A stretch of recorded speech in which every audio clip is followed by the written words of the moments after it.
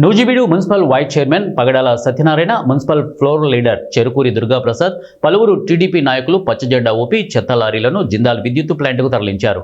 ఈ సందర్భంగా municipal commissioner Venkatramareddy, municipal vice chairman Pagadala Satyanarayana, floor leader Cherukuri దుర్గాప్రసాద్లు మాట్లాడుతూ రాష్ట్ర గృహ నిర్మాణ సమాచార శాఖ మంత్రి కొలుసు పార్థసారథి ఆదేశాల మేరకు నూజివీడు నుండి ప్రతిరోజు జిందాల్ విద్యుత్ ప్లాంట్కు 18 టన్నులు పొడి చెత్తను పంపించడం జరుగుతోందని అన్నారు.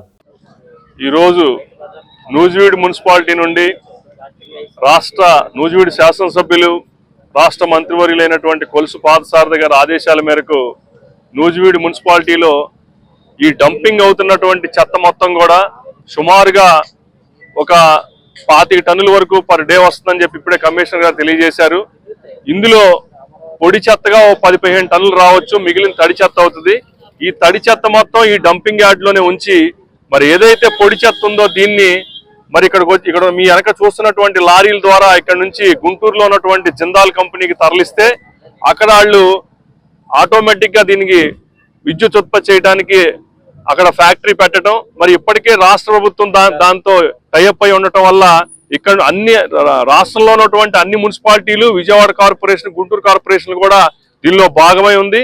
అక్కడ గౌరవనీయులు ఆంధ్రప్రదేశ్ ముఖ్యమంత్రి నారా చంద్రబాబు నాయుడు గారి నేతృత్వంలో రాష్ట్రం అభివృద్ధి పదంలో పయనించే దిశలో భాగంగా రాజధాని అవసరాలకు, అదేవిధంగా రాష్ట్ర అవసరాలకు కావలసిన విద్యుత్తోనే ముడిపడి ఉన్న కారణం చేత, అదీ కాకుండా గతంలో కూడా 2014-2019 మధ్యకాలంలో చెత్త నుంచి సంపదను సృష్టించవచ్చు అని ఒక నినాదంతో ఆ రోజున కూడా ఈ కార్యక్రమాన్ని చేపట్టడం జరిగింది.